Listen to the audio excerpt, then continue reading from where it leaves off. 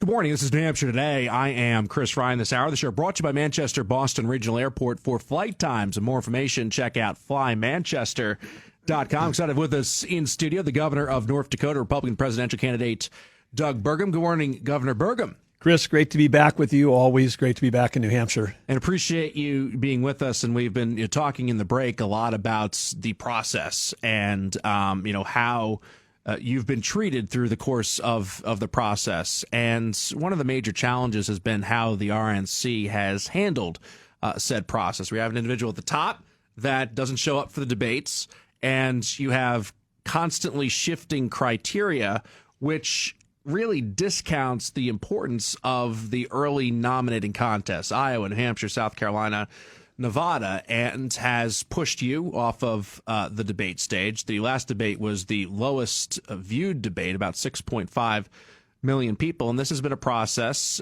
we have seen continue to devolve to the point where it is basically about who can say what about somebody else, and that generating some sort of a viral TikTok-ish type moment. What have been your takeaways from the process to date? Well, first, Chris, I just have to start with gratitude for the people in New Hampshire. I mean, first of the nation primary. This has been a tradition here for over 100 years. And New Hampshire picks presidents, not pundits, not pollsters, not inside clubhouse rules that say, you have to have a certain national number. I mean, nationalizing a primary takes away the power of people in Iowa and New Hampshire that like here in New Hampshire that take the job very seriously of getting to know candidates, looking them in the eye, showing up at multiple events. And it's Theodore Roosevelt over 100 years ago fought for and created presidential primaries because candidate selection was occurring in the back room, literally smoke-filled rooms with party bosses, and then the media of the day, the big newspapers, were controlling who the candidates were. He said, no, let the people rule, power to the people. Things like the New Hampshire primary were born, and now we've got a political party, as you say, where not even everybody's participating, and then they're trying to artificially constrain and restrict and shrink the pool 2 months before the voting starts. It makes no sense. It's a disservice to all the voters. And I just, again, gratitude for people in New Hampshire. Keep showing up. This race isn't over. Just like, I mean, it'd be like saying, hey, I know who's going to win the Super Bowl, and so let's cancel the rest of the season. I mean, it's just that crazy. You're absolutely right. It's like saying, well, you're just the fourth seed right now in the NFC, so you're not as good as the Eagles, so you don't get to play anymore. You're gone. The NFL is saying that. That's a very good analogy. And, the unfortunate part of this, as you mentioned, is that voters in New Hampshire traditionally decide late. It's the last week, generally, in between Iowa and New Hampshire, that there's the debate, they get engaged, and there's seismic shifts generally. You could see 10, 15% move for candidates as a result of that because there's so many undecided voters. And folks, real people aren't paying attention to this process this early, but they have decided, the RNC, who is going to continue on. Mike Pence dropped out basically because of that. He wasn't going to make the debate stage, so he decided to leave the race. You've dropped off the debate stage. There's potential for Tim Scott and Chris Christie to be dropped off the debate stage the next time around because they're going to continue to raise the threshold. So you're right. I mean, this has become a process where voters are not, they're going to be allowed to make decisions, but, there is definitely a element of the debates being kind of a stamp of approval. And if you're not on the debate stage, you're not as relevant as the other candidates. And yeah, voters can decide, but in an environment where local media like us has diminished and national media has gone up, it's very difficult. It feels like the process is becoming nationalized with us as kind of a backdrop or a scene in the movie, so to speak. Yeah, and I think that's super unfortunate because I said people in New Hampshire are engaged. I mean, we've met them in their backyards, we've met them in their living rooms, and we've met them at coffee shops. And you've got people in other states that pick up the phone and answer a poll question, who are you going to vote for? If the November 2024 election was today, who would you vote for? Well, if you haven't heard of a candidate or hadn't met them, I mean, what good is that national poll? I mean, the national polls right now are 20 points off, even on the leader, at 60 points versus 40 points, 20 points difference between a New Hampshire poll and a national poll. Which one would you trust? I trust the New Hampshire poll. So why in the world would you use national polling criteria to decide who can advance forward in the playoffs? And again, we've launched on June 7th, least known candidate on the stage. So this system favors people who've, come from big media marks, run for national office before, held national office before, they've been a pundit on TV. It doesn't favor fresh voices and fresh ideas. And when we launched, we said we're talking about three things: economy, energy, national security. And we just had a debate for 2 hours the other night. The whole thing was about energy, economy, national security. We released a video yesterday of people just verbatim saying the words that we've been saying since the day we launched. It's great to have people, we say imitation is the greatest form of flattery. I'm flattered that people are using, our policy points around these important topics, and that we've shifted the debate towards these topics. But if you've got only one person who's ever worked in technology on the stage, you've only got one person who's created jobs on the stage, the only one who's, I've been signing the front of a paycheck, not the back of one, since my mid-20s, and the track record that we have for actually reducing the size of government, which is a big topic. Nobody else on that stage has actually shrunk government as governor.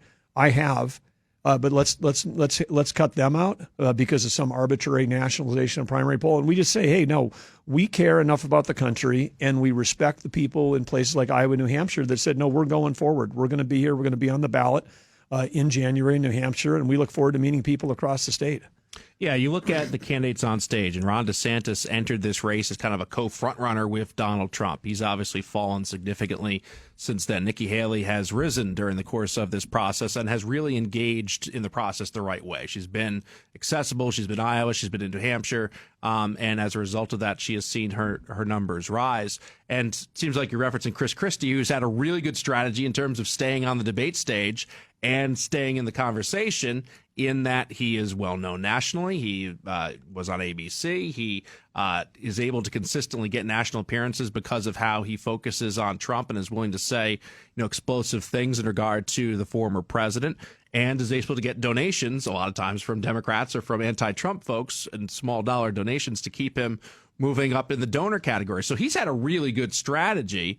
But that's been, is it to become president, or is it to remain in the process? I thought he pivoted a little bit in the last debate, where yours has been focused on becoming president, but it seems that it's kind of out of step with where the party has decided to go here in their criteria, correct? Well, I'd say when we've cleared all the thresholds for this last debate in terms of donors, over 70,000. We cleared the threshold for polling in Iowa and New Hampshire. It was just the national polling one that we came up short. And if you they call 1,000 people in the country, and if you call 1,000 people based on, population, about 30% of the population lives in New York and California. So, not, or 20% of the population in two states. So those two states are, take up 20% of the polling. Nobody in those states has heard of who we are. So which is one of my dad lives in New York, and he's seen ads for DeSantis in New York, and I think a lot of that has to do with donors as well, because that's where the big donors are. But yeah, candidates are running ads in those markets just because they think it's going to be polled there, and it also presents New York primary is obviously not unlikely to be a big deal. They're using campaign advertising in those states, or a super PAC. Yep. Yeah, and again, but then those folks aren't going to be voting in Iowa and New Hampshire. So, I mean, It's like the RNC is actually shifting the way capital is being allocated to try to meet their debate criteria, but it's not helpful for educating voters. It's not helpful for Republican primary voters. It's not helpful for the country, because the whole point of a primary is for people to actually have, and voters, a chance to understand who's there and what people can offer and what they can do. And again, I know that when you talk about the economy, as one of the number one issues, how inflation's choking, every family in America. It's come like a thief in the night and taken 20% of everybody's savings. And we've seen what happens when you've got, someone who's never worked in the private sector, like Joe Biden, trying to solve our economy. Is actually making things worse, particularly on the inflation, interest rate side. All of that is absolutely making it worse, 180 degrees in the wrong direction. And then you take a look at energy. To have energy is key to the economy, key to inflation, and is key to global stability. It's at the heart of all of these conflicts. Iran, oil production. Russia, oil production. I heard on the previous your segment, you guys said, why are prices going down? Well, Biden's lifted the sanctions on both Iran and Venezuela, two countries that are our adversaries, and he's doing that at the same time he's trying to kill the U.S. energy industry.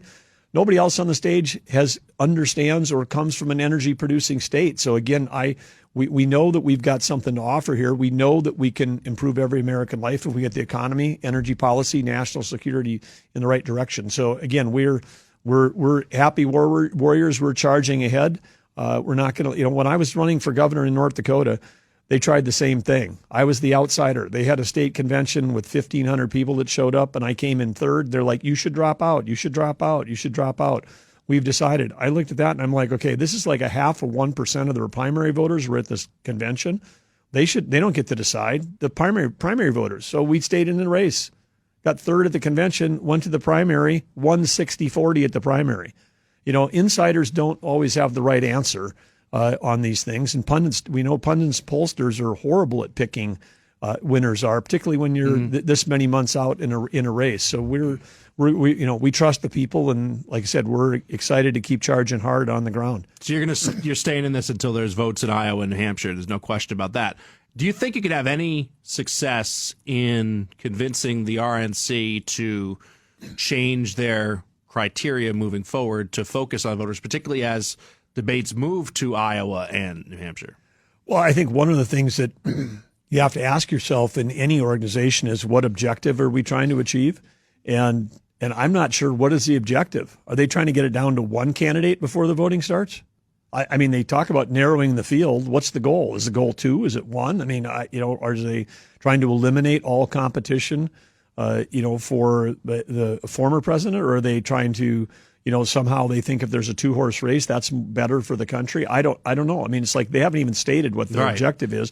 It's just this capital T, capital N, the whole nation, the narrative. We need to narrow the field. We need to narrow the field. Where did that come from? That's the job of Iowa, New Hampshire. Iowa, New Hampshire narrows the field, and they do it by actually talking to candidates and actually looking them in the eye. And this era where there's so much clickbait and so much, quick impressions or sound bites, what actually goes on in places like Iowa, New Hampshire really, really matters, where people actually meet candidates and draw an assessment about them. And New Hampshire has picked presidents. You take a look at the track record. I mean, I don't think in the last 50 years, I don't think anybody's ever become president if they weren't first or second in New Hampshire. I mean, almost 100% of the time, that's true. So on the Republican side, Joe Biden finished 5th, but on the Republican side, you're correct. Yeah. That is Doug Burgum. I am Chris Ryan. This is New Hampshire Today. Up next, we're going to talk about what's going on in Israel. And also, it is Veterans Day. I want to ask what a President Burgum would do in regard to enhancing veterans' access to care. This is New Hampshire Today. I am Chris Ryan. This is New Hampshire Today. Doug Burgum, Governor of North Dakota, with us in studio. It is Veterans Day, and I've been talking a lot throughout the course of the show about what needs to be done in order to improve veterans' access to health care, and also how do we care for veterans. A couple things off the top that I was discussing earlier. I feel that any time a veteran has any sort of health care issue, there should be no questions asked. They're cared for. Second thing is a pension that provides for veterans so they can retire comfortably. And if they have to access it earlier because they're dealing with homeless issues or rent issues or whatever, they can access that money as well. Are those two things that you would do as president? Well, absolutely, Chris. We got to take care of our veterans every way. In North Dakota, we've just said, hey, we have a goal of being the most military-friendly state in the nation, and that means for both active military and for veterans. And every session of our legislature, we have a list of goals we try to knock through and say, what can we do to make it better for active military and veterans? And we've eliminated income tax for active military and for veterans. We've done all kinds of things in terms of property tax, relative to home ownership. So we just keep chipping away. But on the care thing, particularly when you got a rural state, in rural parts, we have veterans living in rural parts of our state. We have a ton of veterans that are actually Native Americans, tribal members. Tribal members enroll at a higher rate percentage versus any other group in the country and serve. I mean, these are warriors that serve. And if you're out in the middle of a reservation in the middle of nowhere and it's 200 miles to a VA hospital, some of the things that they've changed in the last few years on voucher programs make it better where they can get care anywhere. But we've still got a long way to go in terms of how we want the whole VA system for delivering health care. But I agree with you. Mental health, homelessness. I mean, one of the heartbreaking things we've also talked about, we've lost, like many states, we've lost more veterans to suicide than we did lose in the whole war on terror, the 22 years. And that's another thing where mental behavioral health and access to those services has to be improved for veterans. 22 veterans per day commit suicide. I want to transition to Israel. What have you seen from the Biden administration's approach here, and what would you do differently? 2 minutes. First of all, we're in this whole mess with Joe Biden because of his strategy globally of appeasement. I mean, whether it's the withdrawal from Afghanistan, letting Russia invade Ukraine, and now when the Hamas attack and the horrors of that attack, and then Joe Biden for days afterwards never mentioned Iran. We're in a proxy war with Iran, just like we're in a proxy war with Russia, just like we're in a Cold War with China. And he doesn't mention Iran. There have been not only the $6 billion, which is in the news about $6 billion for 5 hostages, which the day that happened, I turned to my team and I said, "Yeah, we did Pints of Politics on that. You were outraged." Yeah, I was, and it was partly because I said it's going to make it more dangerous for every American traveling abroad. And then what do we have? We get more hostage taking because we put a price on it. But we can't do things like lift Iranian oil export sanctions so they can sell gas and oil to China on the cheap, and then what? Have the money to fund Hezbollah, fund Hamas, fund the Houthis. I mean, all of these terrorist organizations. So we've got to go after